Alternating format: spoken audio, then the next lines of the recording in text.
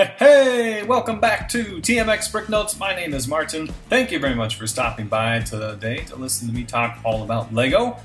A bunch of interesting stuff, and I want to lead off with the question, what is the most expensive Series 1 CMF, Collectible Minifigure? These are from 2010, the first wave.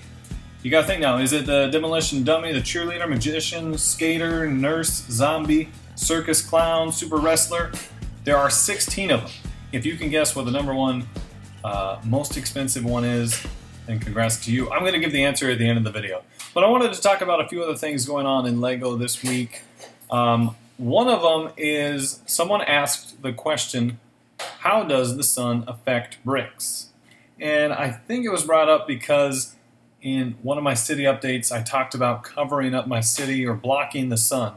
Well, pretty much if you have the sun hit your bricks or your LEGO like one day, it's not really a big deal. But if it hits it day after day, if you leave something outside or in a window or in the sun, eventually it's going to get some sun damage. It's going to lose the color a little bit.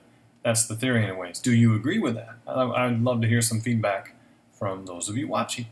Okay, another thing that was pointed out to me by Ian, thank you very much for a great question on the side there, Ian, is the color differences. Now, when I'm talking about colors like dark bluish gray and light bluish gray, I'm using BrickLink as my color guide. The main reason I do this is because I shop on BrickLink most of the time. I also like the difference that BrickLink uses to name the colors. The reason I'm bringing this up is because if you shop on LEGO in their Pick-a-Brick section, their color names are different. Dark bluish gray on BrickLink is the equivalent of dark stone gray on LEGO. I think that's how it goes. And then medium stone gray is light bluish gray, and so on. There's a bunch of different color names. I use BrickLink for most everything as a buyer and a seller, so that's why I'm using that. So I haven't clarified that in my other videos, so it was really nice to hear someone bring that up, brought it to my attention, and now it's something I can be aware of going forward. Down Under Bricks had a really good comment. I was talking in a previous vlog about the first animals, and I talked about how pirates came along and the monkeys came along, and I love the monkeys, but very good comment that the sharks and the parrots came along as well. And sharks, I probably didn't even notice because I was looking at land animals, and if you're looking again in that BrickLink catalog, sharks are going to show up as water animals. So good shout out to Down Under Bricks. Great question here from, I hope I'm doing this name right, Marquita Brannick-Deedham. Alright, so the question is, what is the difference between the asterisk exclamation and just the asterisk under the pictures in BrickLink? Now, if you go look in BrickLink, let's say you're looking at the different bricks that you can buy, and under each picture, if you sort it by a list with images or thumbnails, you're going to see that asterisk. Most of them are going to be asterisks, but every once in a while, there's an exclamation point. I don't know the answer, so hopefully one of you watching knows the answer and can help me get the answer to that person and anyone else watching that doesn't know. So please help out there. Wanted to talk briefly about the comments and questions about my city. Thank you very much for watching my city update or city tour in October if you did. Thank you again. I went through and talked about all the sig figs and what they were doing and fun stuff like that. Brickmaster Studios thought that the storefront should be an A-fall bar. Very cool idea. I think I'm going to do something like that, like a main hangout where this is where TMX and Clutch and Bricks for Chris and these guys hang out, or anyone, obviously, any sig fig or, well, I guess A-fall is going to be. But I like that idea. I actually have decided on what that store is going to be. Although it can be interchangeable, it's not like set in stone that it has to be one thing. But right now I think I'm going to go as a hardware store. So I've started the prep on the inside there, and I should have that building finished before the end of October. So pretty happy about that. Cool stuff that I've watched on YouTube this week, so the new subject, is animations. I watched quite a few animations, and I'm going to talk about them in a new video on Friday where I review animations. And the goal here is to have the second Friday of every month be an animations review for all the animations from the previous month. So this Friday, you're going to see me talk about all my favorite animations that were posted on YouTube in September 2015. So please stop by and check that out. Oh, a really cool video that I saw by Rick's Bricks was like a week in review. And it was cool because of the way he did it. He did his Monday, Tuesday, Wednesday, talked about all the different things that he did within LEGO. And for those of you not knowing who Rick's Bricks is, that is the father of Little Posties, so you can connect the dots there. There are two things that I am really excited about. One of them is Doctor Who.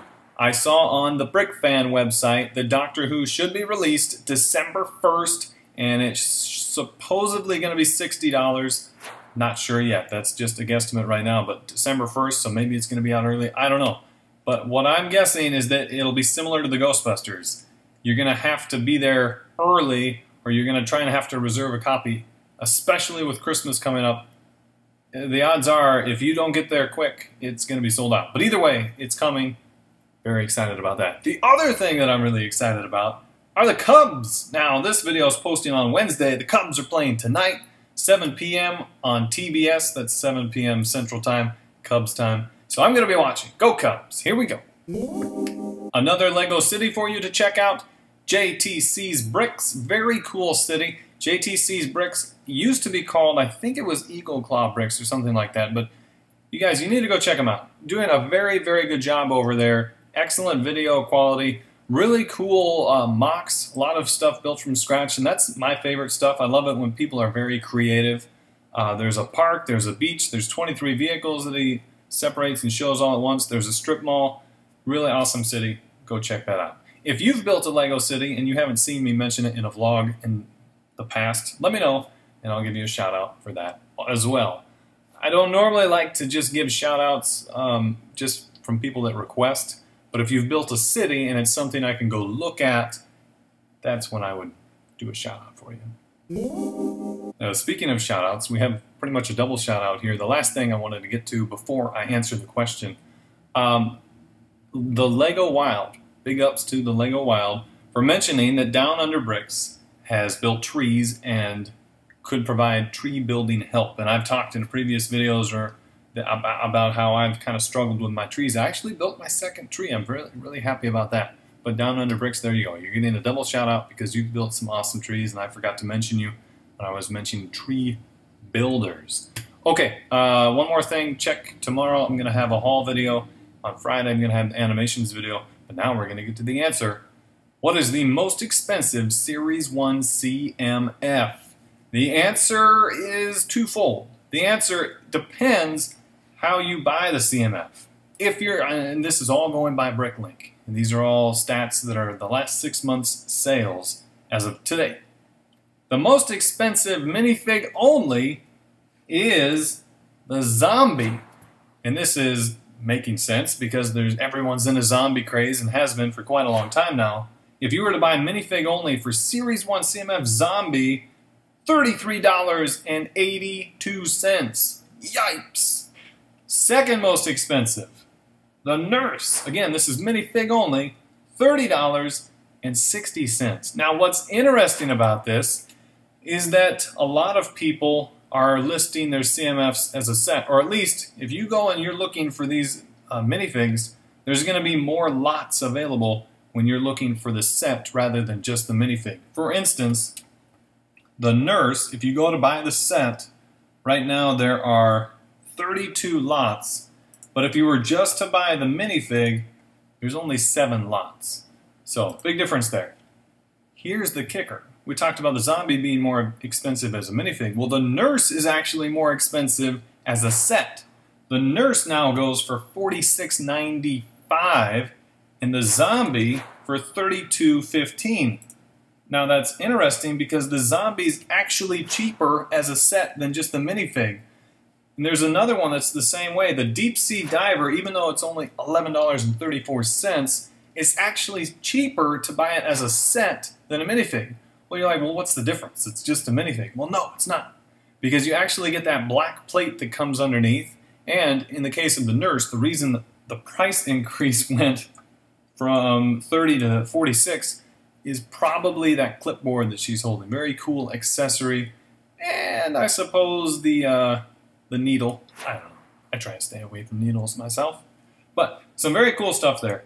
The cheapest one, whether it's a minifig or a set, is the cheerleader. $10. The magician, the skater, the caveman, very cheap to get. The demolition dummy, only $7.79 as a minifig only. The demolition dummy was actually the very first CMF I ever got. I remember it was 2010. I was with my niece and nephew, and we all went to Barnes & Noble, and we got some CMFs.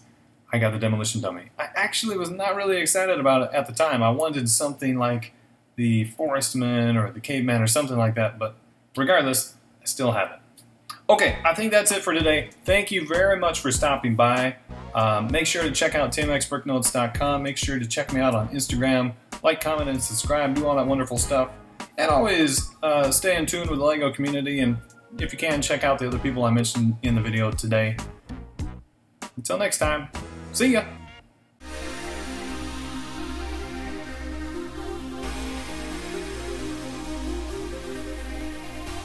Hey, so Bonsai, Taylor Swift is coming to town tomorrow night. Are you going to go to her concert? No, I don't think so. I got scared of the sharks during the halftime show. Oh, no, I think you're confusing her with Katy Perry. She did the Super Bowl show. Taylor Swift does the songs like Shake It Off and... Oh, I love that! Shake it off, shake it, shake it off.